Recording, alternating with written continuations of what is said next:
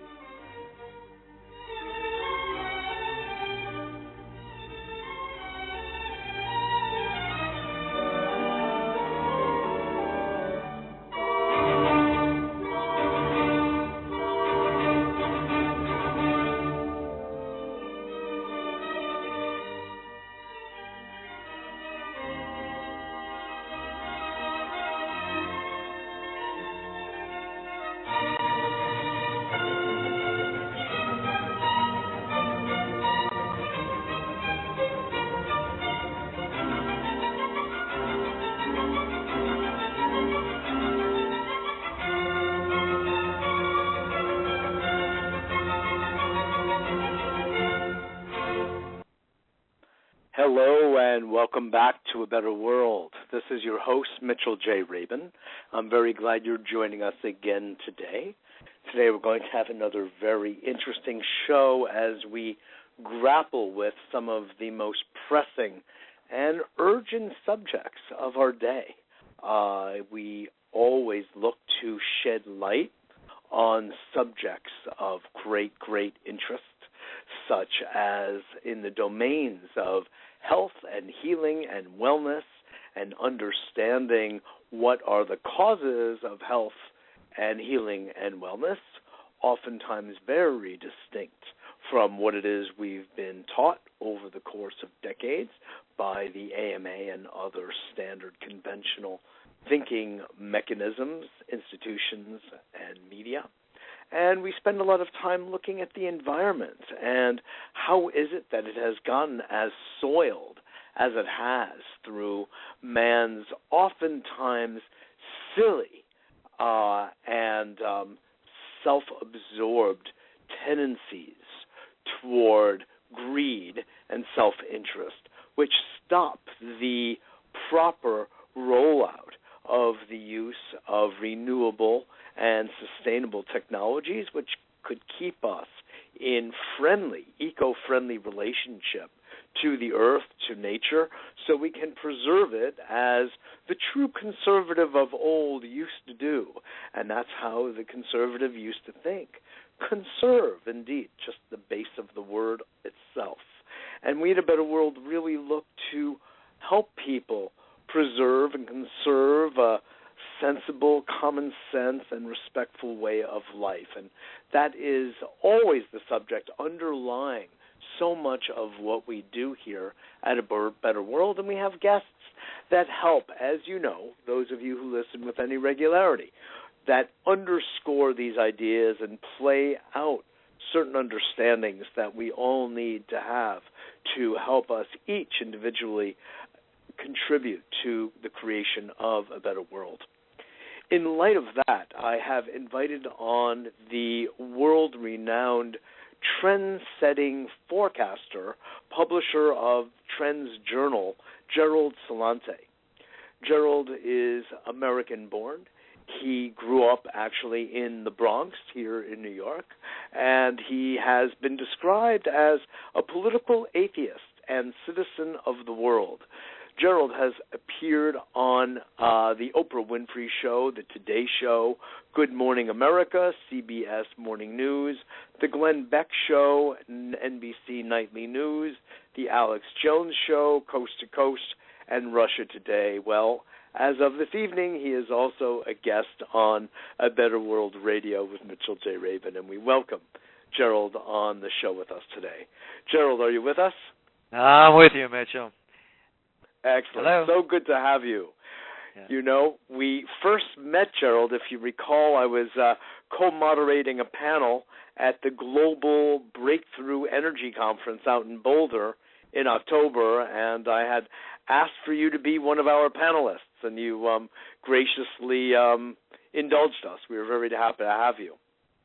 Well, thank you. Actually, I also after the Bronx, we social climbed to Yonkers, so I got Yonkers blood in me. Right, you're getting up there. You're going to get a nosebleed. Well, actually, now it's a real nosebleed because you're up in Kingston, correct? Yeah, Kingston, Colonial Kingston, New York. Actually, my neighbor up here,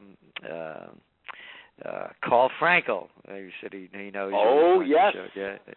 Oh, yes. I know Carl for many years. Yeah. Wonderful. Yeah. Well, as I was telling one of your associates, Zeke West, I went to Bard, and I know that neighborhood very well. Yeah. And we were often on the most historic corners in the United States, the only place in the U.S. where there are pre-Revolutionary War stone buildings. And so it's very lovely. Is that so? Oh, yeah. Really? Yeah. And actually I bought three out of the four. The other one is a museum, but one's 1750 Franz Roggen House, the 1774 Academy, and the 1763 Dr. Person House. And the reason I bought them is that this is where the American Revolution had a lot of, played a major role in the revolution, this area. And I said to myself after coming back from Berlin in 2012 and seeing how this beautiful city was destroyed because the people followed a madman, I said, this is my country. I said, I'm not leaving. I was looking to leave because I'm fed up with so much of the garbage going on. And I said, there are two-bit freaks everywhere. You can't run away. And so I bought these buildings because I would like to see the second American Revolution, one of the mind, the heart, the spirit, moral, intellectual, and spiritual revolution. So that's why I invested in them. And God bless you. I tweeted a note today. And after watching these clown shows, from Christie, and again, I'm a political atheist, as you mentioned. Yes.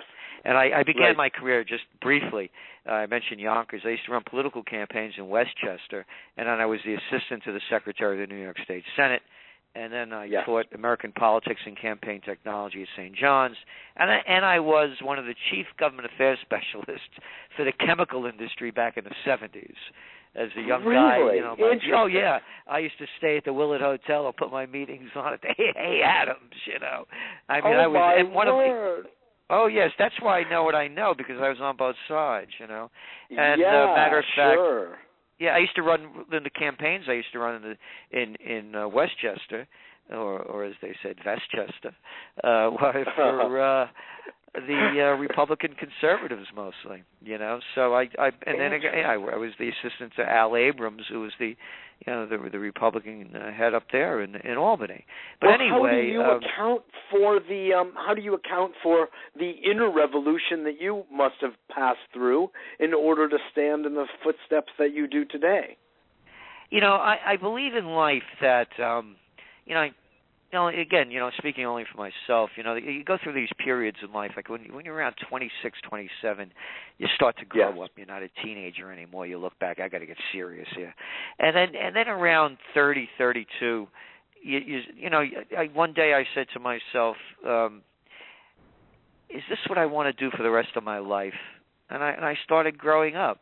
And I learned a lot of different things. First, I started taking Tai Chi, and then I learned about meditation, and of course, from there I became a close combat black belt, for teaching black belt guys how to fight, And when you do that, and all these other, and then I also have an honorary doctorate in complementary medicine from the National University of Health Sciences.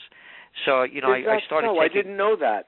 Mm-hmm. Yes. Okay. And matter of fact, the first book I worked on was back in the mid-'80s called Natural Healing.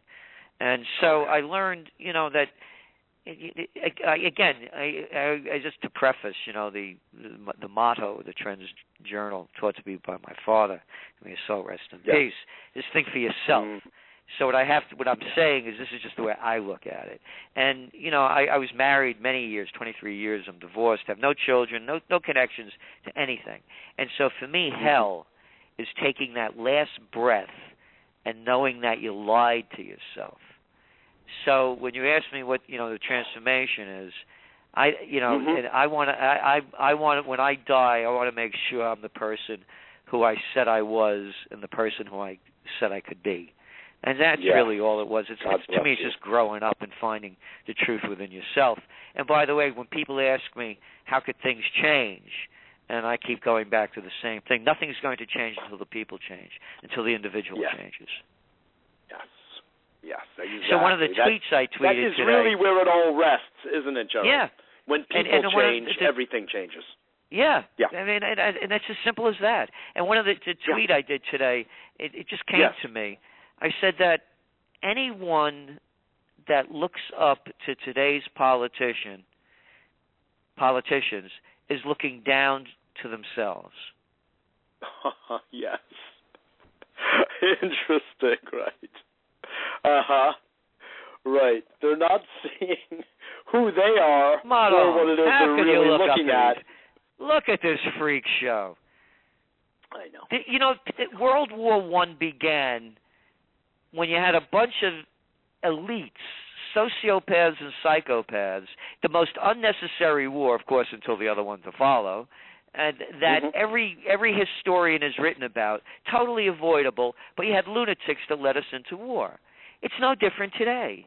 You have lunatics, you have sociopaths and psychopaths in charge. I mean, everybody bemoaning, oh, look what happened in Fallujah after all the hard-fought work by the United States military. What are you, out of your mind? We invaded a sovereign country for lies. Right. We destroyed the place. We slaughtered, according to whosever numbers you look at, between 500,000 to 1 million Iraqis. And this is like normal business.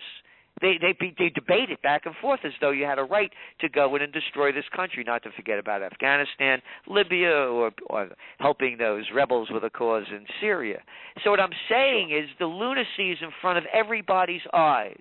The banks ripping everybody off, paying massive multi-billion-dollar fines, not one head rolling, and you can see the levels of immorality and corruption. Hey, how about that Duck Dynasty, huh? Yes. How about Miley Cyrus? Hey, you hear about Justin Bieber? Boy, am I worried about that. Hope he gets off. Oh, this is very serious news. You know, I would like to ask you, since we initially met, first of all, I very much appreciate everything you said. And as you have a background in complementary medicine, so do I, both as a holistic psychotherapist and an acupuncturist. So I look at everything, Gerald, through the eyes essentially of a therapist and try to understand political movements, momentum, and the so-called leaders from that perspective. And just as you say, we are looking at psychopathology and sociopathic behavior over and over again, and what is going to interrupt that cycle is what I really want to know, because there's no such thing as winning a war, which you were just underscoring with that notion about what you were saying about Fallujah, but throw in Syria, Afghanistan, and everywhere else, because it's madness. But because we met through the Global Breakthrough Energy Conference, I'd like to ask you, what do you think about what can really do about one of the most horrific things going on, which is climate change? You know, people ask me, all the time, you believe in global warming, climate change. Here's the way I answer it. I say, look, I don't know the science of it. I said, but here's the way I look at it. If you dump trillions of tons of poisons into the soil, into the water, and into the air, you think you're going to have any negative kickback from it? Yeah. What do you think is going to happen? Yeah. So, what's going on now in West Virginia with that terrible spill. They can't drink their water. Freedom Industries. I love the name. Is that Orwell made that one up, Exactly. Actually, I went to school in West Virginia. I went to a place. Oh, yeah. What happened was the Vietnam War was going on. I hated every day of school. I mentioned I grew up in the Bronx. I ran across the Boston Post Road at 4.5 years old, escaping kindergarten at PS 76. And they took me out of school because they realized I'd be dead, And I'll never forget, Miss Rose was the kindergarten teacher. I got beat up. They sent me to Catholic school And Sister Marie Rose there beat the hell out of me, perforated my middle ear, and then left me back. So I became the stupidest kid in the school. And people say, oh, my God, that's terrible. They beat you up like that. To which I say, well, I'm just thankful Father Foley was a ladies' man. You know, who knew? But anyway, so I hated school. Yeah, I barely got out. You went off the main hook, right? Yeah. Yeah. Right. I barely got out of high school.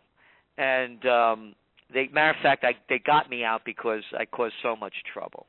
And anyway, I get the profile. Matter of fact, when they have class reunions, they don't even invite me to them. But anyway, the war was going on, the Vietnam War. I'm 60. I was born in '46, so I was prime draft bait. And I wasn't intellectually opposed to the war. I was too stupid to know any better. But all I could imagine was me in a foreign country getting shot at. So anyway, the only school I could get into was in Charleston, West Virginia, a place called Morris Harvey College. And my neighbor, Mr. Singer, may his soul rest in peace, a wonderful guy, he used to say to me, so what is this, Moshe Harvey, a rabbinical school? And it was a place... It was a place where kids who had a couple of bucks, it wasn't a lot of money, that were middle-class kids could go and avoid the draft. Yeah. So I spent 6 years in West Virginia, and I got my master's at WVU because the war kept going on. I had to keep going to school. Yeah, so here's this beautiful, and they did have a PhD program, I'm sure. Well, actually, the last time I beat him, I got married, actually, and I got braces put on my teeth. And I got a 1Y, and that was long enough for the end of the war to come about. A guy in graduate school, Larry Pohl, his brother, used to advise kids how to beat the draft. Anyway, so I spent all this time in West Virginia, and they used to call West Virginia the little Switzerland of the world. This place was beautiful. It was gorgeous. You used to wake up in the morning in the Kanawha Valley. They call it Chemical Valley. The air was a green yellowish tint, and the stench from all the chemical companies, Union Carbide, DuPont, True Tempest Steel, one after another. And then they started lopping off the tops of the mountains. This beautiful, beautiful place with wonderful, kind people, the sweetest people I've met in the United States, and just being destroyed in front of us, and now this terrible spill. So what will the reaction be? The reaction is, we're not going to let this happen again. We're going to look to the bottom of it. We're going to put a committee together, and we're going to make sure. Yeah, right. Yeah. So it goes back, Mitchell, to what it began with. Nothing is going to change until the people change. That's right. The information is there in front of everyone. One of the top trends we're working on for 2014, I'm writing it as we speak, is called Wake Up Call. How much more do the people need to wake up? How much more information do they need in front of them? How many more numbers do they need? How many more facts do they need before they wake up? Yes. I'm so glad you're saying this because we all know in our own lives, respectively, Gerald, what it took for us to wake up. Now, I happen personally to have been fortunate in some ways because for some reason, very early on, I smelled a rat. And I had a little bit of a schizophrenia going on because on one hand, I felt a great love of my country, and I felt a sense of patriotism, and I felt that the government represented that. I didn't get the distinction between the people and the government first off. But I was marching against the war in Vietnam when I was 14 and 15 years old. I'm a little younger than you, but I just picked up on the energy of peace and the insanity of the Vietnam War, and all wars for that matter, when I was really a kid, and I've been on that mission. In fact, I even went into the field of psychology as, in a sense, a political act to try to clean up the madness I saw governing our body politic and the captains of industry. And I've kind of been on that path ever since, you know. But well, good for you. You were among the enlightened. Yeah, I didn't. To me, it was a learning experience. Yeah, right. But boy, look what you've done since you had your call up. Since that moment when you went, oh my God, what are we doing here? Whose game are we playing? And now you've gone, you are a leader in forecasting and helping people see what it is, the emperor without clothes. And God bless you for it. We really appreciate your work here at A Better World.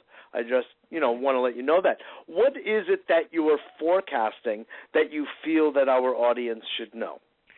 Well, on the economic front, we're looking for some very difficult times coming up. When you look at the numbers, for example, that came out on the employment numbers recently, It was only 74,000 jobs created. Out of those, 40,000 were part-time, and the majority were low-paying jobs in the service sector. So there's no recovery.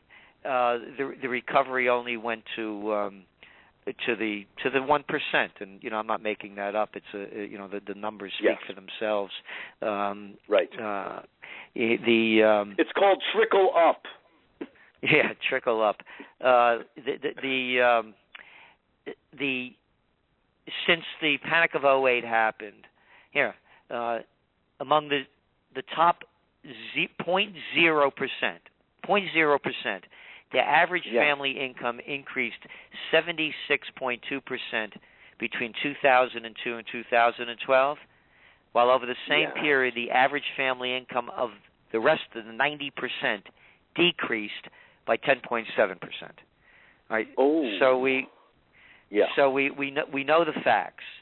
So the fact is this: the only reason we have any kind of economic recovery at all is because of all of this money pumping from the Federal Reserve and interest rates at record lows. So when the interest rates go up, the economy goes down. Tapering. They're tapering back. They're cutting back. The Federal Reserve is cutting back on its selling of buying up of bonds and treasuries. Right? So they announced tapering. They're going to start this month. And then at the end of the month, when they have another meeting, we believe they're going to announce another round. They have to, because since the Panic of '08, the Fed was in debt about roughly $800 billion. Now they're carrying over $4 trillion worth of, so they have to stop this. So they're going to go another round. When you see that round happen, you're going to see interest rates go up. When interest rates go up, the economy goes down. This is an interest rate recovery. You want to buy a car? No money down, 0% interest. You look at the mortgages. I mentioned I bought these houses up here. I bought one in March, and I have a 15-year locked in at 2.875. That's ridiculous. So when interest rates go up, and already the 10-year bond is going up, it's approaching over 3. You're going to start seeing the world equity markets go into panic. You saw an example of it when they first announced the Fed tapering. The emerging markets, all of these countries, Brazil, Indonesia, all of India, all these countries, they benefited from all of the cheap money flowing out of the United States into their economies. They call it hot money because of the interest rate differential, and now that money's flowed out. So now what you're looking at, we believe there's going to be panic on the streets, in the equity markets, and what they're going to do is announce another round of quantitative easing. They'll call it something else. The only way this economy sustains itself is by throwing cheap money, low interest rates into it. It cannot go any other way. And why is that? Why can it not sustain any increase in interest rates at all? Because when you look at all of where the growth is in housing and autos, you see them slow down every time interest rates go up, because it goes back to the number I said before, and the jobs. People can't afford it. They don't have high-paying jobs, and they can't afford to pay more. And also these record low interest rates and the trillions of cheap money fueling the investment sectors and equity markets, they are destroying the average person. Yeah, we're both all old enough to remember when they had this quaint little thing and they used to teach all of us to do it. Put money in the bank and save it. Yeah. So you put money in the bank and you used to get 4 to 5% interest from the bank or money market accounts. Today you're lucky to get 1/4 of 1%. And so that's sometimes even in a CD or a 0.5% for a CD. Exactly. Which is supposed to be a higher rate, of course. Yeah. So what it is in totality, it's a multinational takeover at every level. Okay. And, like, for example, again, both of us are old enough to remember when, there were pharmacies and the local guy owned one. I remember when we moved to Yonkers, it was Mr. Robbins, And now, of course, they're gone. Now we have the joy of going into an ugly joint like Walgreens or CVS. Right. Or Rite Aid, or not so Rite Aid. Right. And then These you big used box, to be these big box stores. Exactly. Yeah. You see, they had laws in place that they used to have hardware stores before you had Home Depot and Lowe's that put everybody out of business. So you ask me, why isn't there going to be growth? Why is it? Because we have become, I call what's happening Slavelandia. We're working for, it's better than a plantation economy because you don't care about the slaves. They're on their own once they leave after they've done their work. You don't have to take care of them. There's no company store, nothing. You don't have to feed them, nothing. Well, not only that, you're not limited to one color. You have every color on the rainbow to work for you. Exactly. And then you look at, again, you keep going down the list, whether it's stationery stores. Now, of course, all we have now is, Staples and Office Depot. So what they've done, Mitchell, is they took away all of the laws that were put in place so the robber barons couldn't steal everything between the 19th and 20th century. And, of course, then there was the Glass-Steagall Act, the Banking Act, that was taken out under Clinton. And that was under Robert Rubin, who was the former head of the Goldman Sachs gang that was the Treasury Secretary. Clinton, to me, is one of the most despicable human beings that hit the planet, and all the Democratic liberal people keep bowing and scraping to the Clintons. This is the guy that NAFTA. Oh, yeah, get rid of those dirty manufacturing jobs. Yep. Yeah, when before Clinton, I'll get just some numbers here. 5 top banks before deregulation. That will lead us into the TPP, Gerald. That'll be a natural segue to talk about that, which we've discussed on our show before. I really want to hear you talk about that too. So before the banking deregulation, Glass-Steagall, the 5 top banks had about 9% of the action in the country, thanks to Robert Rubin from Goldman Sachs, former CEO, and Clinton gang. Now they control over 50% of the action, 5 banks, from 9 to 50. Then they deregulated the communication industry. They used to have laws in place. You couldn't own if you owned a newspaper, you couldn't own a radio station. There was no Cumulus. There was no Clear Channel. It was prohibited. Bill Clinton. Oh, you remember the lovely, every time, it was a wag the dog time. Every time they didn't have sex with that woman, Monica Lewinsky, missiles are flying into foreign countries. Not to forget the sanctions in Iraq and that wonderful clip of Madeleine Albright on 60 Minutes being asked by Leslie Stahl, are the sanctions worth it? Over 500,000 Iraqi children have died because of them. Yes, they were worth it. A mass murderer. And, of course, the other wars that they started in the breaking up of the Yugoslavia, who didn't want to become, like the rest of the EU. And one atrocity after another. So as you keep putting all the pieces together, it's a multinational takeover. And it began under Carter, by the way. I mentioned to you, I used to be, a lobbyist, a government affairs specialist in D.C. I was flying all over the world first class. And I remember how everybody that knew that was down in Washington was opposed to Alfred Kahn deregulate, who was the front man for the mafia, for the corporations, deregulating the airline industry. It would turn into garbage, and everybody knew it.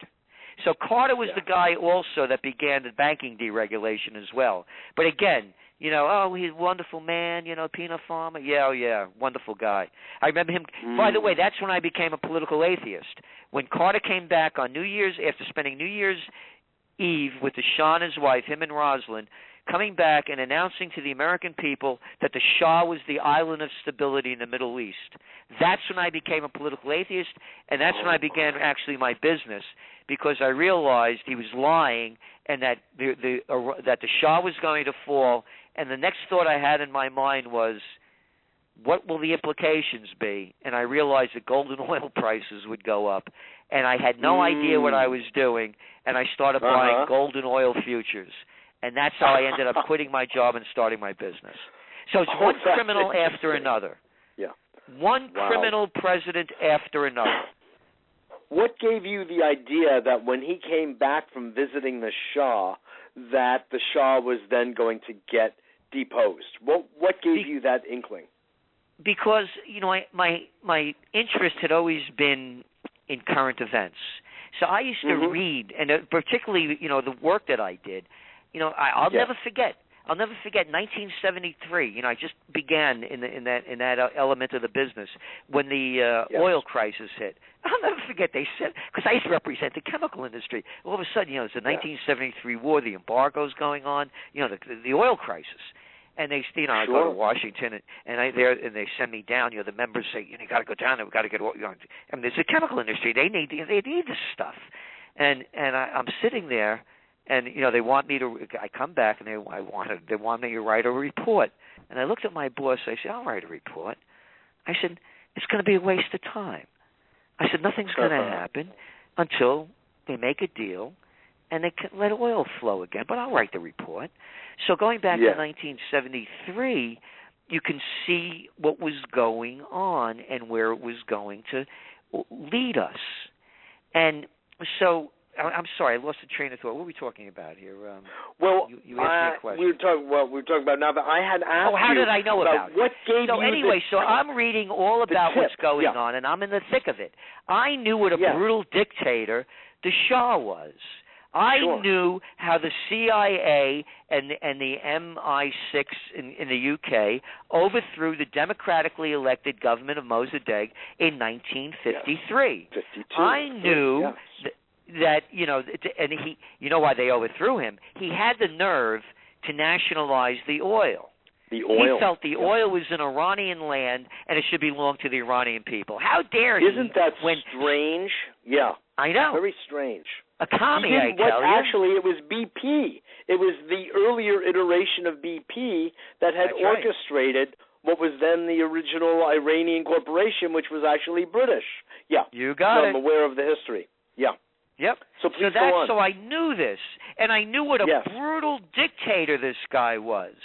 So when I saw people taking to the streets, and I saw this thing growing and growing and growing, and then again, knowing the work that I do, I start looking at they had the Shah was a stooge, of course, for the military-industrial complex.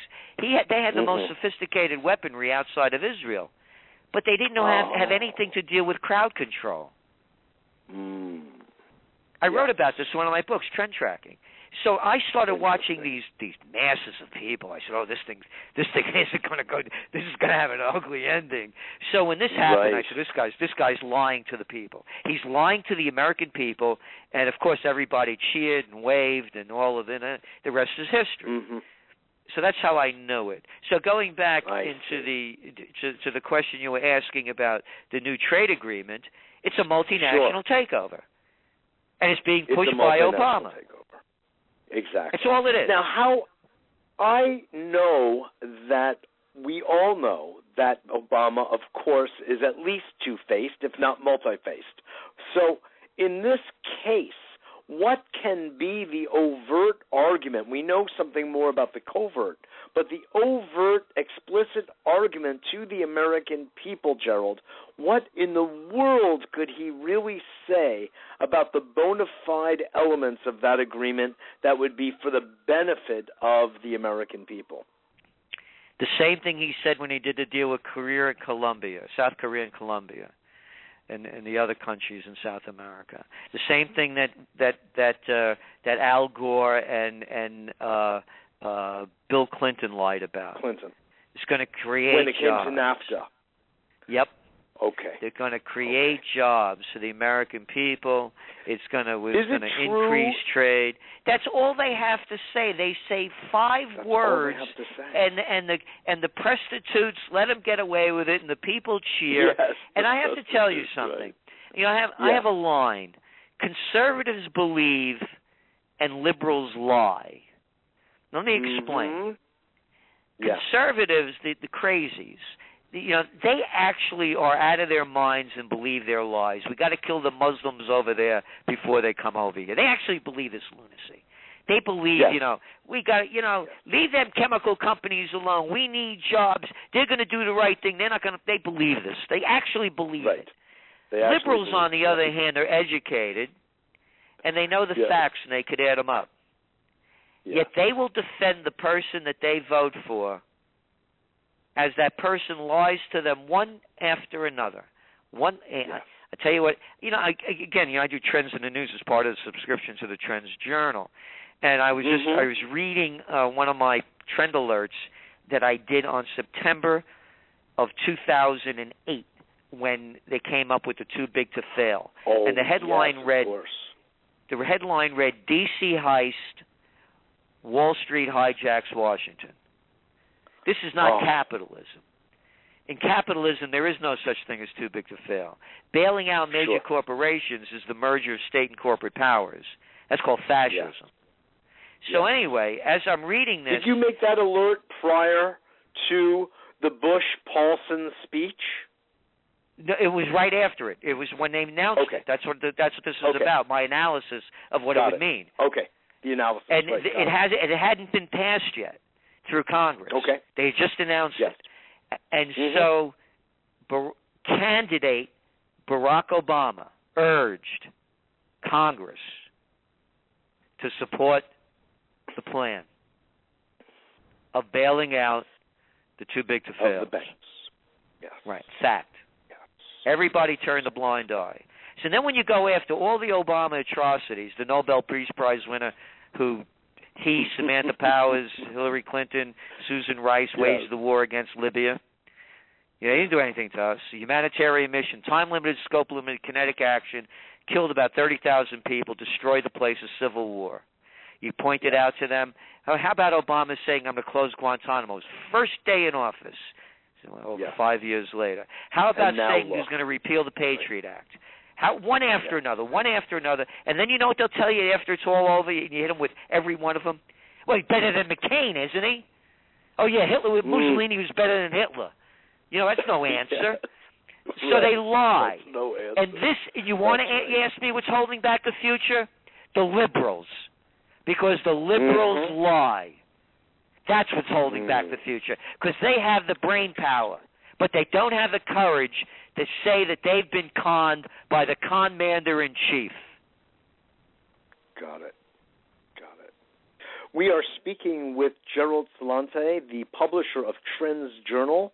You can go to www.trendsjournal.com to see his masterful work. He's been at this for decades, has been forecasting trends politically, socially, economically, and he's been right on, unfortunately, way too often. And so I'd like to hear what it is you might suggest, Gerald, if we could actually navigate and shape our future here in the United States economically, socially, and politically. Well, first off, it's the one that, I've been writing about this for years. and that is a true alternative energy. Oh, by the way, on the brighter side of things, I also coined the term clean foods back in 1993. But really? An alternative energy, New York Times has a big story on it. You could go to my website. Great. And see Thank you for that. We need that. Yeah, so I live it too. I believe in the whole thing. But and by the way, that's part of the whole movement. So to me, alternative energy could be the big game changer. I've been writing about it for years, but not something far beyond wind, solar, geothermal, or biofuel. I make that clear too. Yes. Number two is we're a country of 16 million people.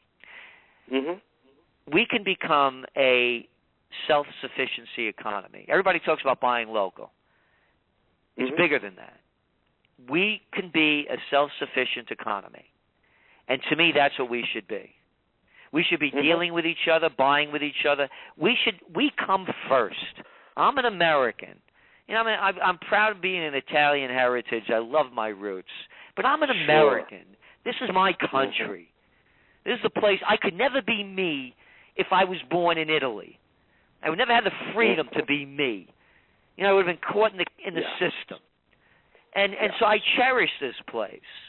And I believe in what the Founding Fathers believed in. I know they were plantation owners. I know all that. I know it. I don't need to be reminded of it. But I also know we were the beacon of freedom. There was a lot of great things about this country. How about we the people, in order to form a more perfect union, establish justice, promote the general welfare, it's like everybody, and secure the blessings of liberty to ourselves and our posterity, and how about taking the future into our own hands? So these are the things that America has. We need to do business with each other. We need to buy shoes that used to be made in this country. Gloves from Gloversville. Silverware, glassware. I remember when I was in West Virginia back in Oneonta, right? Yeah, but and down in West Virginia, they were making some of the most beautiful glassware, that was as good as they were making in Czechoslovakia of the day. It was some of the finest, and we have the natural resources, we have the human resources, we have it all here.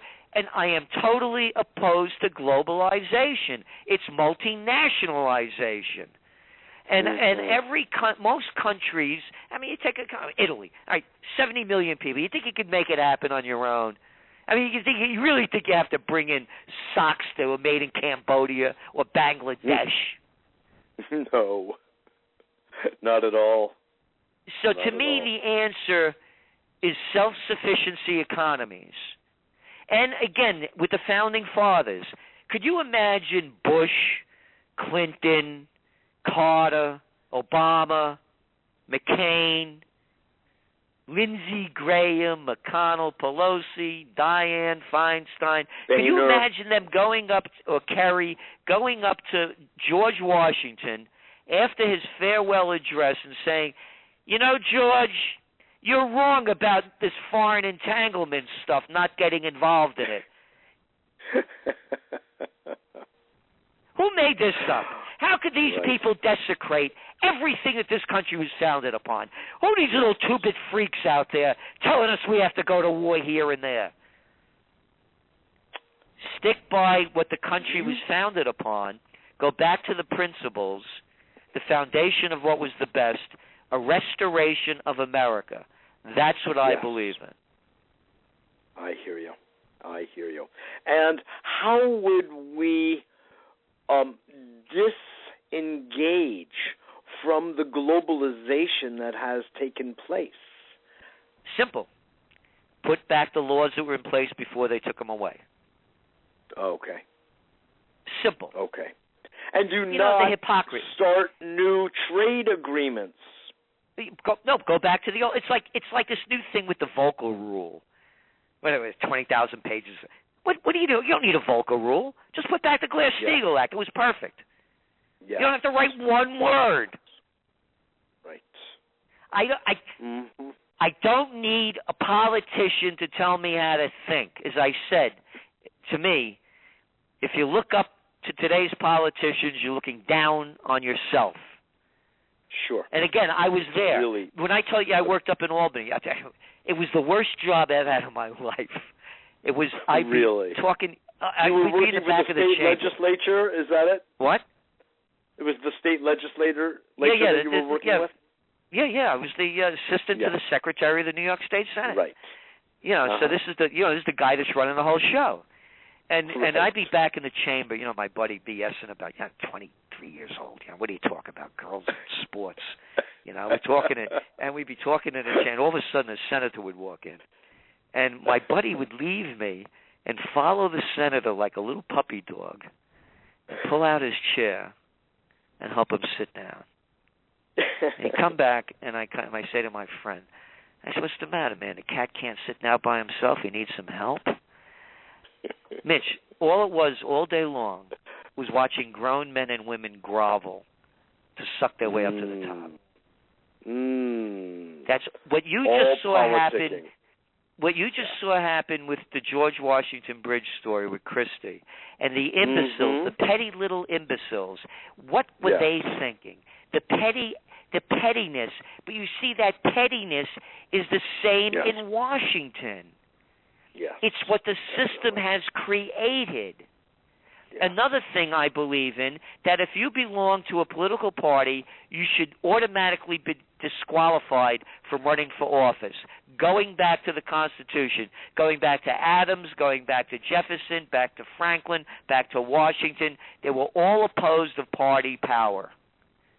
You're supposed to be a representative of we the people, not your party. Not a party, exactly. Well, let me tell you, Gerald, as long as we've opened that up, I was behind Rocky Anderson, who was former mayor of Salt Lake City, who started the Justice Party. He doesn't really want any party at all, quite honestly, but the way things are these days, if you don't have a party, you can't even hardly mount a campaign. It's difficult enough as a so-called third party or independent party, candidate, I mean. But to not even have a party, even a new one to rely on, you're nobody. I watched it happen. I was on his national steering committee. I worked rather closely with him for the last year of the last election, and I watched pretty much up close the antics that go on of trying to get onto the state voting records and all. It is a disaster. It's got nothing to do with the original intent and purpose of the Founding Fathers, and it's like they are looking to corrupt this high notion of democracy at every single turn. And, we're playing the same notes here. We're playing the same notes. But it's enough to make you cry. And I like your emphasis on the idea of locality, but also, buying nationally is what I'm hearing you say. And of alternative energy. Self-sufficiency economy. Yep. Self-sufficiency economy. Yes, exactly. Yep. Now, in reality, unfortunately, there are many of us who are working in different ways to bring that about. At the same time, we're staring at the Trans-Pacific Partnership that Obama is championing, as you said, and is not only championing, he wants to do it by way of fast track. Can you explain to our audience what that is and what we have to be shoving it looking down out your for throat. That's all it is. Fast track means shoving it down your throat. And we're not going to tell you really what it is. Fast. How could they even? Yeah. How could they make this thing so secretive? What's the big deal? Right. How about telling us what the deal is? No, I told you. You see, Mitch, it goes back again to that trend alert. All things are connected. Back in 2008, D.C. heist, Washington has taken over Wall Street. Has hijacked Wall Street has hijacked Washington. It's fascism. It's fascism. The merger of state and corporate powers. That's it. Yeah. There's nothing else to say. It's in front of us with the NSA. It's in front of us with everything. It's a fascist state.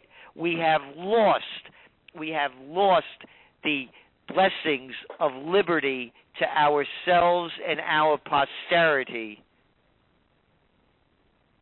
Yes.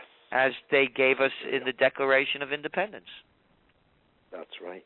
That's right. So with this current mess in our faces, Gerald, with the NSA and all of this crap, Clapper lying under oath to Congress, comes back the next day and says, I'm sorry, it wasn't exactly that what I meant, but a lie under oath to Congress, nothing happens. Snowden is meanwhile a fugitive of so-called U.S. justice. You know, these people are lying, breaking the law, creating felonies right there in the hallowed halls of Congress, and nothing happens to them. Just as with Wall Street. These guys there, Barclays is controlling the LIBOR. Nothing happens. I don't know if there's any more heinous a banking crime than controlling the LIBOR. I don't know.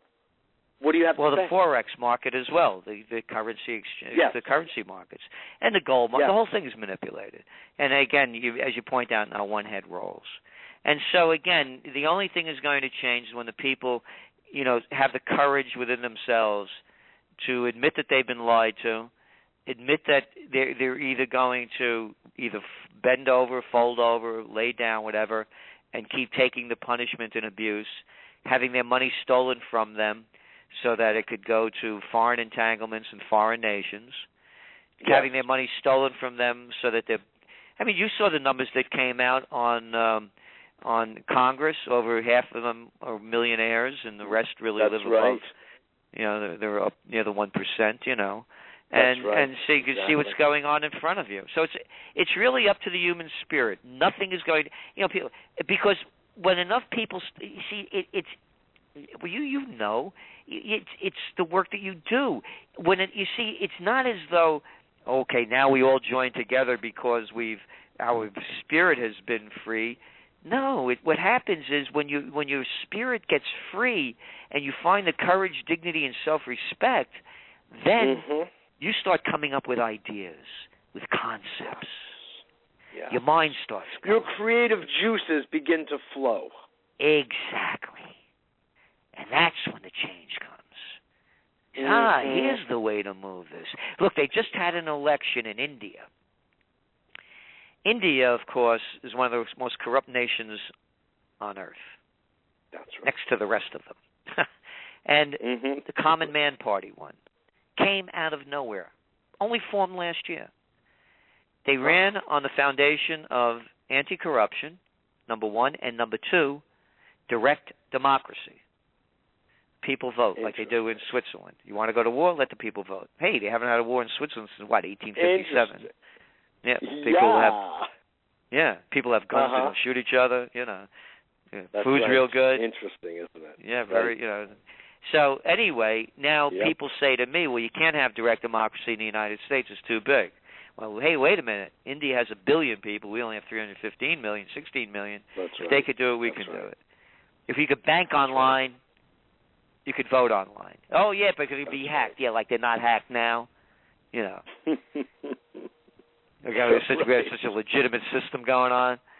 As a matter of fact, if we were to vote online, the entire system, the entire metric should be open up to the entire general public, so everyone could watch. All of the geeks out there could watch what's going on to make sure that there's nothing going on that's not right. Exactly. And so then people say, well, that would be if the people voted, that would be mob rule. Well, guess what you got now? The mob is ruling. They're called the Democrats and the Republicans. It's a gang of 535. Exactly true. That's exactly true. So you led us down the path of what would happen if interest rates creep up, which you say they are going to be doing. Do you have any sense of when that will be happening? Yes, after if the Fed goes through another round of tapering at the end of January. If they, in other words, start buying fewer bonds. I don't give financial advice. I'm not allowed to. But I'm saying if the Fed buys fewer bonds, that would be an easing of the easing. Yes, tapering, right. The fewer bonds and fewer auction rates, mortgage-backed securities. Yes. That's what I meant. So if that happens at the end of January, that means that the idea of and the other thing we're of course dealing with is a new Federal Reserve replacement to Bernanke. What kind of effect do you think that's going to have on the whole system? Nothing. They're just one of the players. Just one of the players. Just one of the players. A replacement. Okay. And so if the dollar starts to weaken because the interest rates are going down, what do you see happening in our economy? What do you see happening in our society? Get stronger. No, the dollar will get stronger because interest rates will go up. So exactly, because there are fewer dollars in circulation. Right. But what will happen is, what we're saying is that's going to shock the world equity markets because they need the money to go into the system. Then they're going to come out with another round of easing. So we think that there's going to be the financial crisis will hit around by the end of the second quarter. I see. And what will that look like? I mean, what would the ordinary person experience? Silver prices? Yeah, gold and silver prices will go up. There'll be panic on Wall Street. You're going to start seeing another financial crisis, and they're going to try to cover it up again by papering more money into it, and it won't work this time. I see. So the house of cards this time, you're suggesting, is going to really fall and stay fallen. Yes, but again, they could come up with a scheme undreamed of, like taking us to war. That gets your mind off the problems really well. It's really easy to take a country to war, particularly if there's a quote. Pumps up the economy. Yep. Well, it won't pick up the economy at all because this war will be the end of war, the wars that end all wars. It'll end life. And so what they'll do, there'll be a terror strike or something, whatever, And if you think you lost your rights now. Is that what you think is going to happen?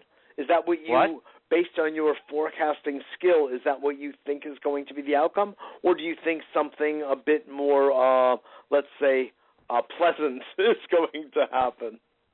Only if the people start motivating themselves and moving. Look what's going on in Thailand.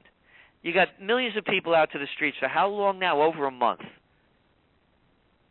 The Americans, where they call it a demonstration, they go down to the Washington Mall for a Sunday, get back on the bus and go home. Yes. This is more like the Arab Spring in Thailand.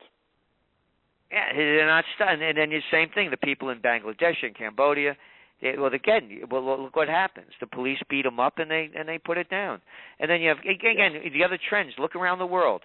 Yemen, Bahrain, there's civil wars going on. Civil war in Libya, civil war in Syria, civil war in Egypt.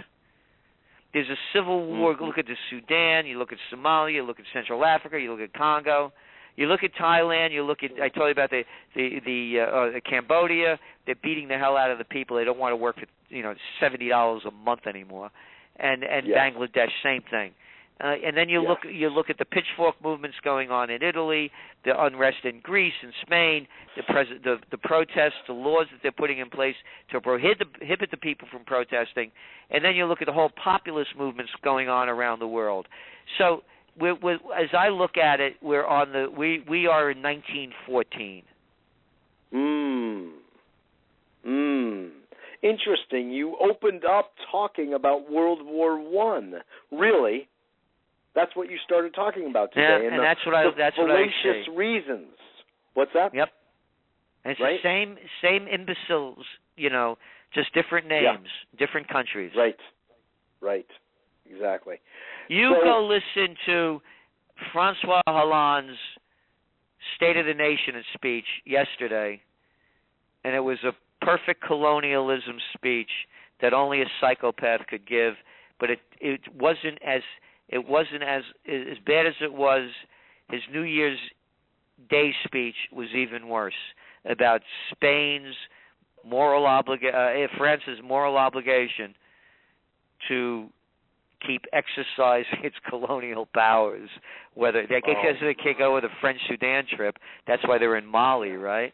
And he was the guy pushing for the war in Syria.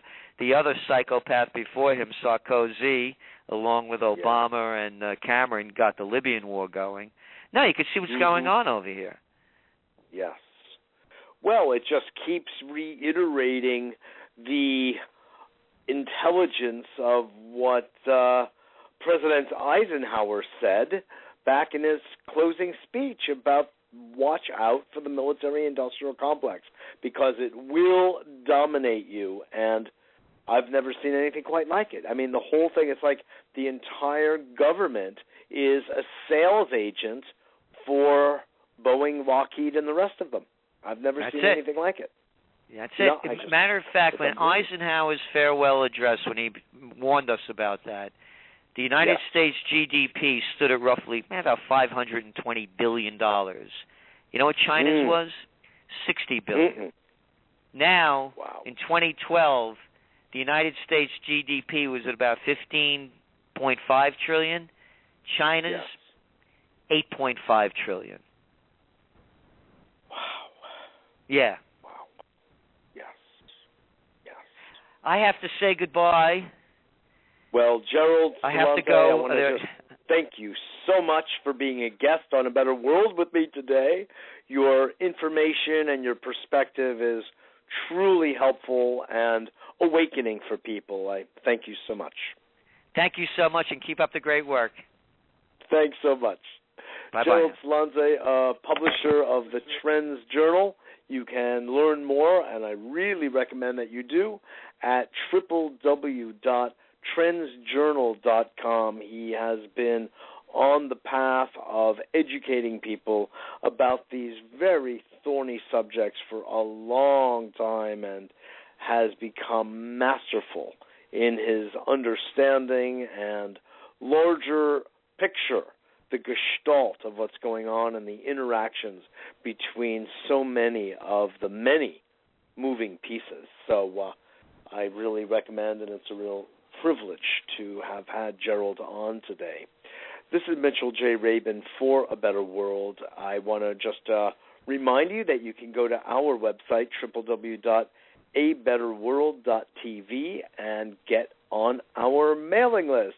We have a weekly newsletter that goes out announcing what we'll be talking about on the radio show as well as on the weekly television show that is aired here in New York City, specifically in Manhattan, and through that same website, abetterworld.tv, online, simulcast, webcast, all at the same time as the airing in Manhattan. So please become part of A Better World community. We're coming together, folks. We have to come together because things are not going well. This human experiment, this democratic experiment, needs help. It's not going well. The hind brain, the reptilian brain, acts as though it should be the leading brain. It's not. We've been equipped biologically with an awesome forebrain, and it gives us the opportunity to experience love and compassion and understanding of each other, even patience with each other's annoying tendencies. So you can imagine how important it is to have that brain of all brains activated. The reptilian, on the other hand, as I think we all know, will help to engage us in such things as war and militarism and duking it out, and that gets us nowhere. As in Fiddler on the Roof, the question was asked, well, do you or do you not believe in the biblical notion of an eye for an eye and a tooth for a tooth? And he says, so we should end up with a world of eyeless, toothless people? Certainly not. Let's learn something from science, something from what we've gathered from biology and from the ancient traditions, East and West, encouraging us to learn to center ourselves, to follow our breath, to calm down, that has an effect of synchronizing the two hemispheres of our brain and creating heart coherence. It's only in this kind of state that we can have what we could call reasonable, truly rational conversations and move beyond the reptilian-style greed, me thinking, I thinking, ego thinking, narcissism that we see rampant across our world, especially, it seems, in those so-called leaders, those in important, influential positions in politics and industry. And I personally believe, and it's not just because I am a therapist and a consultant, but if we do sit down and do go deeper into ourselves and come to a point of peace internally, from that place we can have truly intelligent, truly creative conversations where we can be, even if you want to call it self-interested enlightenment or enlightened self-interest, something of that sort, when we're looking out for each other on all levels, we can really generate a smart economy. We can really generate social justice. We can really generate a politics that is not simply sunk by what Gerald was discussing as pettiness. It's just so true. We have become so petty, and we are not looking out for the larger good, the good of the commons, the good of the planet. We're not doing that sufficiently, and that needs to be our focus.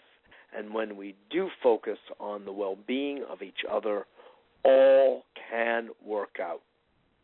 Listen, I work with people all the time, largely couples, some families, in my work as a consultant and counselor. And I can tell you that when people relax and people find an internal center, they can listen better, they can respond instead of simply negatively react, and they create an openness for other people. When that can be done in a couple, or that can be done with business partners, truly is an analogy for the same thing to happen with heads of state. There is really no difference. We have to remove these pedestals, these people, from these pedestals as though they are different. They are human flesh and blood like everyone else, and everyone needs to sit down and have a good talking to, needs to learn to sit down and listen. Where did we ever learn to sit down and really listen? We learned somewhat from our families. But what if our families weren't particularly good at it? What if they didn't know how to use language in a respectful way, but only an insulting way, a hostile way? How about if it was only self-interested, not looking out for others? Well, guess what, friends? That carries through in everything we do in our so-called adult professional lives. That doesn't do anybody good. It's just like being a 6-year-old but in grown-up clothing with a job that has some influence over others, that has larger consequences. But the emotional development remains arrested until or unless we learn truly to deeply listen, to create coherence in both the body, the mind, and the heart, all, and think on behalf of the good of all, not just for ourselves. And we want good for ourselves. Don't get me wrong, it's wonderful. Profit can be good. That's not the issue. The issue is at what expense to others do we profit? Do we, what we call, succeed? How can we call anything we do successful if there are so many others suffering because of how it is we became successful? I say that's not success at all. That's bludgeoning. And that's not what this life on planet Earth is about. So I want to thank you all for tuning in. I want to thank you all for listening. I'd like to remind you that we have something called the Harmonic Energetic Balancing Program here on A Better World. It's available through our website, abetterworld.tv. It's a really advanced way of helping balance out one's field of chi, if you will, one's electromagnetic field, which we all know scientifically we have. And I also like to remind you all that we are seeking to self-sustain, and we have sought to ask the lowest possible amount from everyone of $3 a month. That's a campaign that we've launched since the end of last year. $3 a month. It's all on our website, and we ask you to please participate if you can. It's sort of like taking me to a Starbucks latte once a month. What do you say about that, folks? I'd love it. I want to just, wrapping up, thank Gerald Celente again of the TrendsJournal, publisher, forecaster, real mensch, as we say in Chinese and Italian. We're very glad to have had him on the show, sharing with us his many years of experience, insights, and wisdom into the inner mechanisms of our body politic and body economy. And it's always gratifying for me to listen. I hope also you. So do visit his website and, of course, ours, abetterworld.tv. You see, there's room for everybody, folks. Thanks again so much for joining us, and I look forward to seeing you all next